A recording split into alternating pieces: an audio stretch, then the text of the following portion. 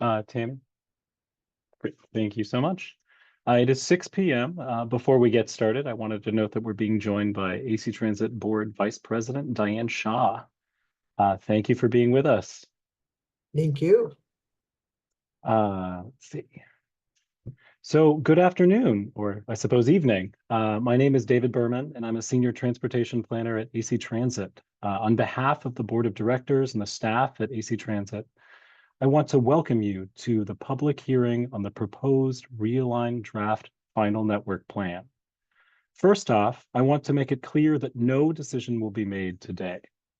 The board will take the comments we receive up to the close of the public hearing on September 11th and will render a decision on this matter at the October 10th board meeting at the earliest. I will now make a few procedural announcements before we open the hearing. So the purpose of today's public hearing is to consider the proposed Realign Draft Final Network Plan. Notices of this hearing were published in accordance with AC Transit Board Policy 110 in the Bay Area News Group family of newspapers, as well as in the Sing Tao Daily and El Mundo newspapers.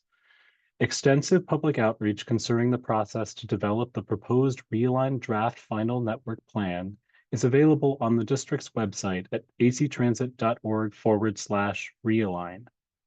And a full summary of outreach efforts will be available when the board is ready to render a decision. If you wish to make a comment on the topic of this hearing, please raise your hand in Zoom and be ready to accept the prompt to unmute when it is your turn to speak. Speakers will be called by name and will have 1 minute to present comments. Any speaker requiring the use of an interpreter will be granted an additional minute. Speakers may not give the balance of their time to another speaker. Speakers are encouraged to write their comments down in advance in order to expedite the process. If you agree with the comments made by another speaker, state that you agree with that speaker and move on to new information. We ask that all speakers state their names for the record, along with their city of residence and the lines they wish to comment on. All comments received will be recorded, incorporated into the record of the hearing, and will be taken under consideration by the AC Transit Board of Directors. Spanish and Chinese interpreters are available in Zoom. If you wish to make a written comment on the topic of this hearing, you may do so via email to Realign, REALIGAN, at actransit.org, or the district's website at actransit.org/realign. Again, REALIGN. We offer closed captioning in English. To activate, click the CC icon in the banner. See the example on the lower part of your screen. Unfortunately, Zoom does not offer closed captioning in other languages. So at this time, I will declare the public hearing open, and we will begin the staff presentation, which will be followed by public comment. So we've looked at our bus network and have recommendations for bus service that respond to changes in how people travel since the pandemic, and as staffing and fare and tax revenue challenges continue. Realign began in spring 2023 with a deep dive into how our transit network works, including a multi-phased outreach and engagement effort. From that work, in summer 2023, we centered the project around the guiding principles of equity, reliability, and frequency. In fall 2023, we shared 2 cost-neutral proposals and 1 unconstrained vision plan and received public feedback. In winter 2023 and 2024, with that feedback, we refined that plan into a single draft plan. In spring 2024, we further refined the plan and sought more feedback. And now we're here presenting the Realign draft final plan, and that would introduce new lines, change some, and eliminate others. We're also presenting Realign Plus, which goes above the draft final plan and provides a blueprint for how we provide more bus service as we get more resources to do so. A decision on a final plan will be made by the AC Transit Board as early as October 9th, 2024, and implementation could begin as early as March 2025. With that, we'll turn to Deputy Project Manager Diane Castleberry to speak about public outreach efforts conducted to date. Thank you, David. Good evening, everyone. So since spring 2023, AC Transit has been working diligently to promote and engage our riders and public in participating in the Realign plan development. We have taken a multi-pronged approach to outreach and public participation that has been extensive, ranging from survey promotions that began with phase 1, a community's needs assessment in spring 2023, where we were able to capture nearly 16,000 valid completed surveys across our service area, representing 13 cities and 8 unincorporated communities. We utilize a combination of online, on buses, and in-person outreach to inform, review, discuss, and seek public input on Realign as the planning moved through each phase. The collage of images on this slide are samples of the robust outreach effort undertaken over the last year and a half that included in-person outreach at bus stops, onboard buses, community events, city council and municipal advisory council meeting presentations and/or announcements, community-based organizations, our CBO hosted focus groups and events, neighborhood canvassing, working with CBO partners and community members, community workshops, along with multilingual route profile books containing line-by-line descriptions of proposed changes at local libraries. We also ensured an active presence online with our project website page, serving as a central repository for all information and updates on Realign, along with social media posts and engagement. We placed media ads in local and ethnic news outlets, both online and in print, and pushed out regular communications through our e-news, resulting in additional promotions in municipal online publications in various cities and communities. We established a lived experience advisory group representing the 5 AC Transit wards who moved with us through each phase to learn what we learned, to seek their input and answer questions, and engage their support and help to get the word out to their communities. In our last round of outreach late spring, our engagement metric highlights the following during the review of the Realign draft plan.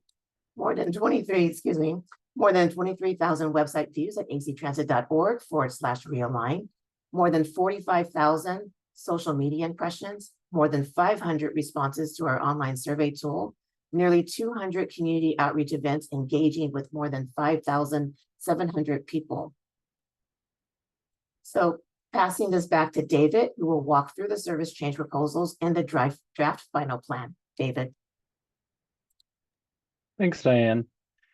There are 2 different elements included in the scope of the proposed or of these public hearings. So first is the operator and cost neutral 85% of pre-pandemic service Realign plan, which could be implemented as soon as March 2025. Second, there's Realign Plus, which is our path to 100% of pre-pandemic service levels, which requires operators and requires sustaining funding to facilitate those operators. Those investments would focus on a priority transit network to be discussed in just a bit. Separate from the public hearing is the unconstrained plan, which would be operator and funding dependent, and be a blueprint for ongoing transit service investments for a network that would better allow for high-quality car-free travel in support of our regional climate goals. The AC Transit Board and the public will hear more details about this moving into early 2025. So the draft final service plan would restore 15-minute weekday service on an extended Line 10, a new Line 18 that runs from Montclair and Oakland to University Village and Albany via Park Boulevard, MLK, Shattuck, and Solano, as well as Lines 57 and NL. The plan would maintain Lines 6, 51A, and 51B as they exist today and operate local service on San Pablo Avenue at every 15 minutes, with rapid service on that corridor reduced to every 30 minutes. In the city of Alameda, Lines 20 and 21 would continue to combine for 15-minute frequency along Park Street, as well as in Oakland along Fruitvale Avenue in total between Otis Drive and MacArthur Boulevard. In Richmond, new 15-minute service along Cutting would be introduced by staggering the schedules for Lines 70 and 76. In Fremont, new 15-minute service along Fremont Boulevard between Dakota and Walnut would be introduced by staggering the schedules for line 210 and the proposed line 299. Proposed changes in West Contra Costa County would improve service frequency to 30 minutes or better and improve reliability throughout most of Richmond, San Pablo, El Cerrito, and unincorporated areas of the county. Lines 70, 72, 72R, 74, and 76 are proposed to be adjusted. Several lines would have improved coverage and/or hours of operation, including line 72M and 70. Line 71 would remain unchanged, while line 376 is proposed for elimination due to low ridership.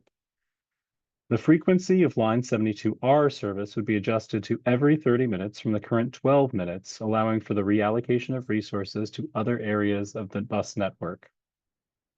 Line 70 is proposed to be extended from Richmond BART along Cutting Boulevard to Del Norte BART. And with the inclusion of line 76 on Cutting Boulevard, the combined bus lines would arrive every 15 minutes. Line 72 would end at Contra Costa College with an extended line 76 covering the Rollingwood neighborhood using a new alignment. Line 74 would end at Olinda and Valley View Roads to provide faster trips to and from De Anza Senior High School. In addition, line 376 is proposed for elimination due to low ridership, and its resources will be reallocated to other parts of the bus network. In northern Alameda County, the Realign draft final plan proposes to maintain or improve frequency outside of our trunk lines, reducing the needs for transfers, introducing service to new destinations, and improving overall connectivity. AC Transit would serve new areas, including Brooklyn Basin, Alcatraz Avenue, and Stanford Avenue, and improve service in Western Alameda. Lines 12 and 52 would have frequency restored to pre-pandemic service levels. Line 21 service would be restructured to better serve the Chabot Space and Science Center and Redwood Regional and Joaquin Miller Parks. Service would no longer serve the San Francisco Bay Oakland International Airport. Line 20 service, in addition, would run west to Pan Am Way. The proposal calls for a weekday frequency reduction of lines 14 and 62, but those would gain weekend frequency to better match post-pandemic travel demands. Line 54 and 73 service would also see weekday frequency reductions. Line 88 segments would be recombined with existing line 33 segments to improve efficiency. And lines 46, 47, 80, 314, 339, and 356, previously temporarily suspended during the COVID-19 pandemic, are proposed for elimination due to low ridership. Transforming line suspensions into eliminations frees up bus and operator resources that can be reallocated to other demands within our bus network. Importantly, areas currently served by these lines would have nearby alternatives. Additionally, some segments previously served by the suspended lines would have new or modified service, including line 46L serving East Oakland's 82nd Avenue, and line 20, the proposed line 27 along Berkeley's Ashby Avenue.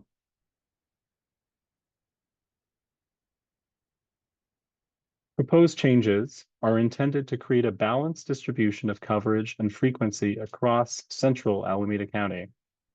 Most lines would retain existing alignments to ensure key destinations would continue to be served, and a few lines would be adjusted to improve coverage and provide new connections.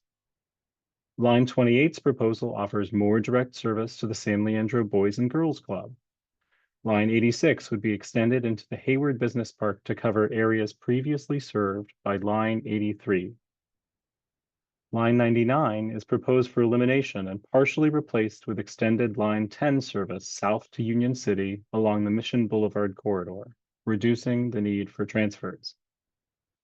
Lines 10, 28, 34, 35, 56, and 93 would all have improved service frequencies, and line 60 would have a small reduction in service frequency.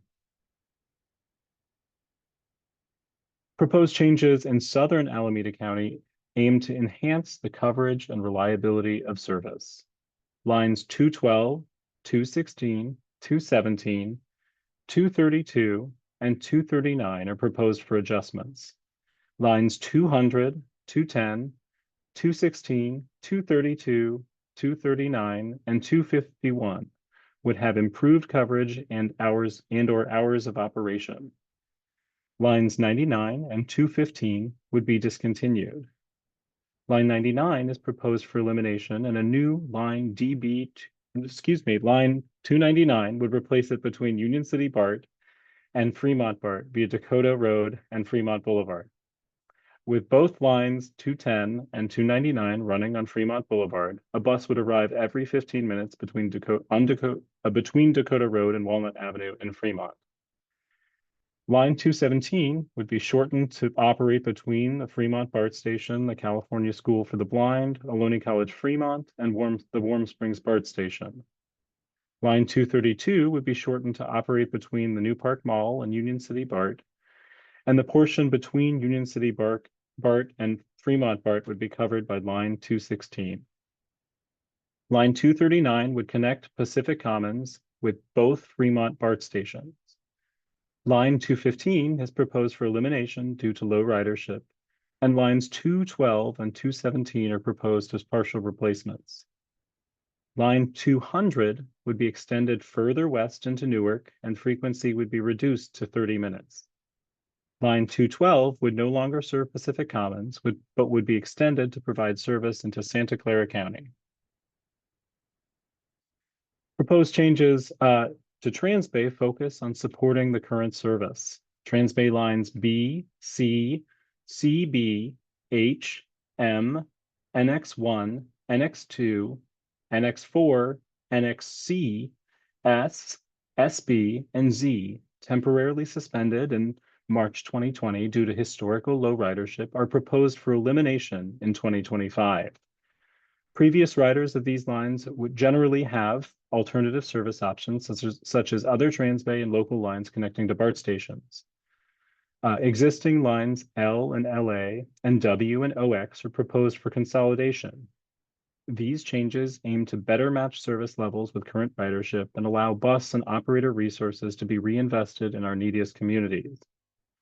To support the Richmond Parkway Transit Center's Park and Ride, which connects to line LA, line L proposes to eliminate service to San Pablo's Princeton Plaza Shopping Center. The new line W would eliminate service along Fernside Boulevard and High Street in Alameda, continuing to Bay Farm Island to continue to serve line OX stops. All-nighter proposed changes would include a frequency reduction of line 801 to every 60 minutes to match rider levels and reallocate resources to lines serving San Leandro and other southern destinations. In addition, line 805 proposes to adjust its routing east of Coliseum BART to mirror changes on line 73. Microtransit service is proposed for the Warm Springs district in Fremont and areas served by existing line 215 and proposed line 239. Microtransit service uses vans or shuttle buses that offer on-demand or appointment-like service. Microtransit helps us provide flexible service in low-density areas harder to serve with great fixed-route transit. The microtransit service implementation would lag behind Realign's first implementation phase. In the meantime, line 239 would remain in operation. As we staff up to pre-pandemic service levels, our Realign Plus plan would dictate how we would utilize resources as they become available above and beyond 85% of pre-pandemic service levels. We provide minimum service guarantees for the network on the screen of primary routes in descending order, making sure that on weekdays we provide service at least between 5 a.m. and midnight, and run it at least as frequently as every 15 minutes from 7 a.m. to 7 p.m. And on weekends, we'd provide service on these lines at least between 6 a.m. and midnight, and run it at least as frequently as every 20 minutes from 7 a.m. to 7 p.m. This would come after we implement the first phase of Realign. We will now hear from those members of the public who wish to provide comments.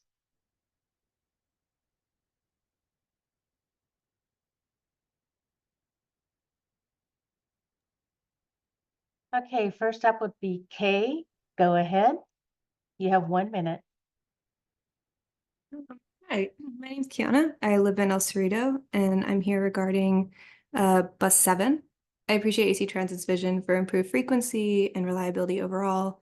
However, Bus 7's frequency is being cut to once every 60 minutes, and the route is being restricted, so it no longer goes up UC Berkeley's campus. Bus 7's our only public transit option in the area, and the proposed change makes it far less usable and far less reliable, especially for those affiliated with the university. I also want to mention parking near UC Berkeley's campus is restricted and costly, and many students and young adult staff don't have access to cars. So I'm requesting that the bus line is left as it is. And again, we have no alternative public transit options in the area, so the proposed change is extremely impactful for those of us who live here. And thank you very much for taking my comment. Thank you. Next up is Nor. Go ahead.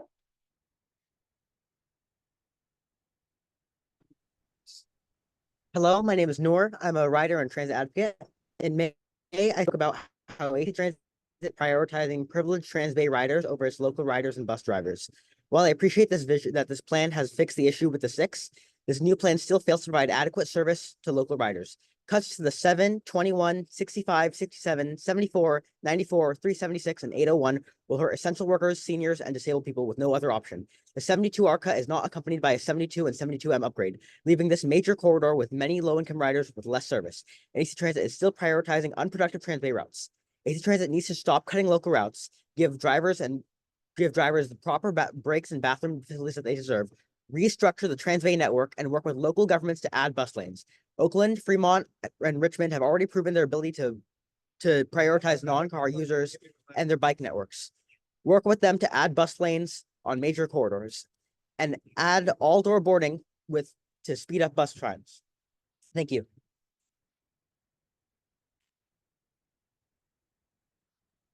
Thank you. Next up is First Tacklever. Okay, can you hear me now? Yes, we can.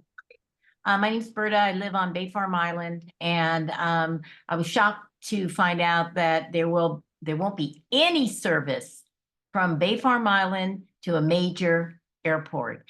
Right now, it takes 6 minutes to get to the airport, and if you're a senior, you have a Clipper card, it costs $2.25. This way, it'll probably take me 2 hours if I take the 21 to Fruitvale, going in the opposite direction, then from Fruitvale to Coliseum, and then from Coliseum, probably a bus.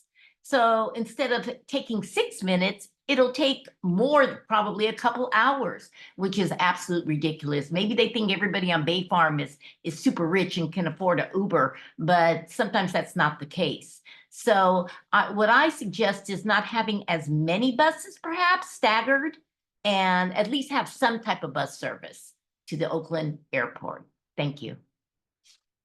Thank you. Justin, go ahead. Hi, yes, I'm a resident of North Fremont. I'm just astonished that there's no morning service on 232 currently. So we need to move this along because the first bus doesn't go to the BART until leaves New Park Mall at 8 o'clock. So what about the people that need to take BART to get to work, to be at work in the city at 9 o'clock? Yeah, I'm astonished that there's no morning service anymore. So we need to get this moving quick because taking an Uber to BART is expensive.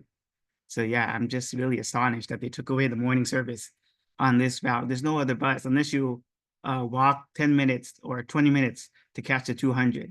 So this needs to move along quick. Thank you. Thank you. Marcio Morse, go ahead.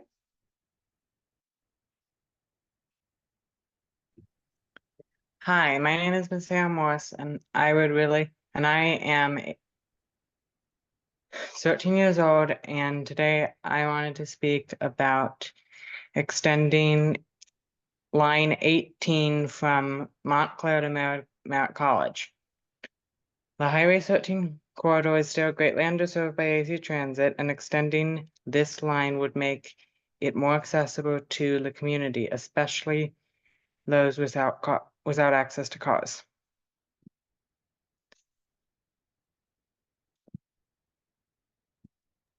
Thank you. If you wish to make a comment, please raise your hand.